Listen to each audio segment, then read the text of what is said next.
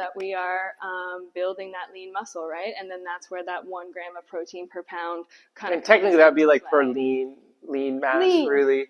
So it's a little under. Like you could go like 0.8, really, even maybe 0.7. But I think it's always better to err on the higher side of it.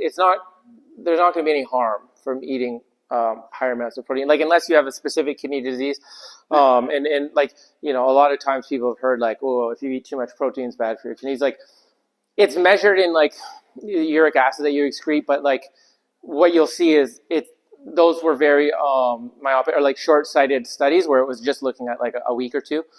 And then what you see after that period is it just levels out. It goes back to normal. So unless you like your body's super capable, like we've evolutionary wise like adapted to eating protein, right? Like our bodies are super capable of breaking down protein.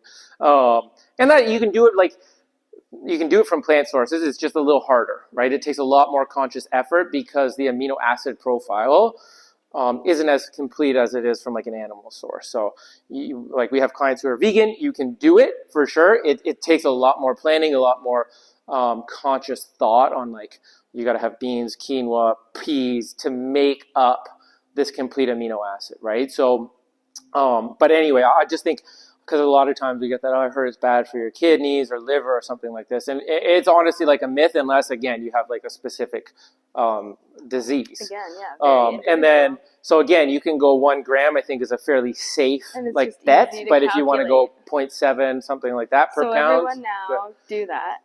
Yeah, so you can figure out your protein, right? Like if you go 0.7 to 1 gram per pound of body weight, I think that's pretty straightforward. But do try to write it down. Yeah. And then if like, maybe take out your phone if you need to, but times it by 4.